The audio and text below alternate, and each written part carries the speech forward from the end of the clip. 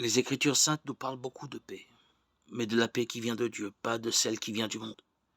La paix du monde, on la connaît, elle semble n'être possible que par l'équilibre de la terreur, qu'elle soit nucléaire, militaire ou économique. On dirait bien que la seule chose capable de nous faire tenir tranquille est la menace de sanctions brutales, voire d'annihilation totale. On pourrait croire, au premier abord, que la paix de Dieu n'est pas si différente.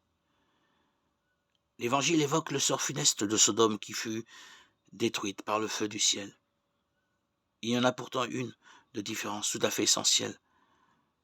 Quand Dieu parle de destruction, de mort, ce n'est pas une menace, mais l'explication de ce qui arrive à toute personne qui s'éloigne de Dieu, qui le rejette ou le refuse. C'est l'image de la bougie. Si je dis de ne pas mettre la main sur la flamme parce qu'on va se brûler et que quelqu'un est assez bête pour la mettre quand même, il va certes se brûler. Cependant, ça ne sera pas parce que je l'aurai puni en aucune façon, mais parce que le feu, ça brûle. C'est la même chose avec Dieu.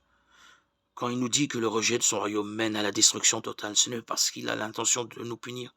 Il n'a pas besoin de le faire. La mort est quelque chose de naturel. Tout ce qui naît sur cette terre doit mourir un jour. C'est comme ça. L'accès à son royaume éternel dans la résurrection, en revanche, est surnaturel.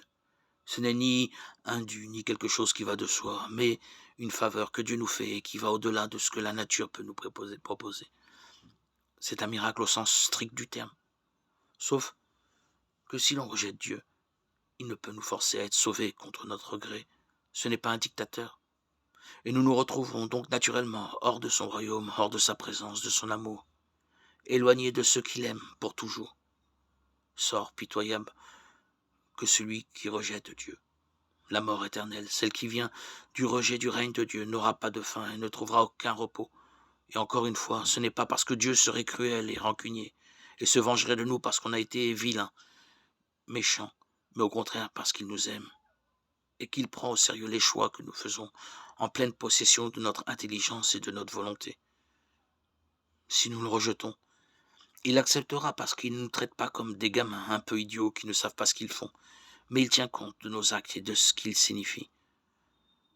Rejeter Dieu, c'est s'interdire l'accès à son royaume, et c'est un drame qui ne cesse de lui causer 1000 soucis.